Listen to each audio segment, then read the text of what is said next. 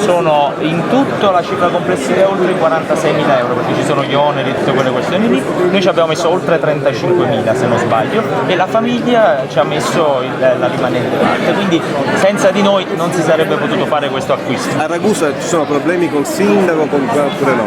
No, io non credo che ci siano problemi, anzi ci prepariamo ad approvare un piano regolatore che dice finalmente basta alle trivelle e anticipiamo l'esito del referendum che ci sarà, che è stato approvato dalla Corte Costituzionale qualche tempo fa.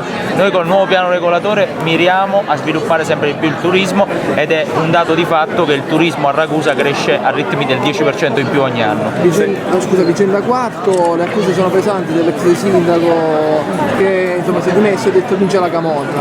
No, io credo che il fatto che si vada a votare di nuovo a Quarto e che i cittadini possano esprimersi di nuovo consentirà l'esercizio della democrazia. Io sono sereno per il fatto che a Quarto i cittadini si possono esprimere di nuovo. Di Maio, lei sapeva delle pressioni? Di Maio, lei sapeva delle pressioni ricevute? Guarda, su questa cosa ha già risposto il sindaco dicendo che non ha mai percepito le minacce, quindi come posso sapere una cosa che non ho mai percepito?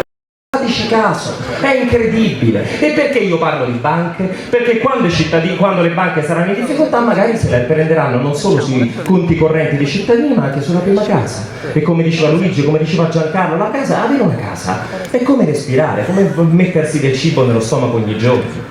Questi ci tolgono i diritti e ci danno dei bonus. Fateci caso, ci tolgono il diritto al lavoro, però ogni tanto è bonus 80 euro. Tolgono il diritto agli insegnanti di fare un loro lavoro in maniera decente, ma gli danno il bonus. Tolgono i diritti ai giovani di stare nella propria terra, ma gli danno il bonus giovani per andare al cinema. Prima o poi toglieranno anche il diritto, anzi già lo stanno facendo, della prima casa, ma Renzi darà il bonus a tetto di 80 cm, un tetto piccolino di 80 cm in cui uno potrà ripararsi. Guardate che è così, ci prendono regolarmente in giro. E anche i cittadini dobbiamo tutti noi capire da che parte stiamo, perché se continuiamo a difendere un sistema perché ci fa campare male, perché campiamo male potremmo campare bene, però perché uno ha ancora un po' di sicurezza, allora d'accordo, votateli, d'accordo, continuate a stare con loro, però poi è impossibile lamentarsi delle ingiustizie, della schifezza che respiriamo, delle schifezze che mangiamo,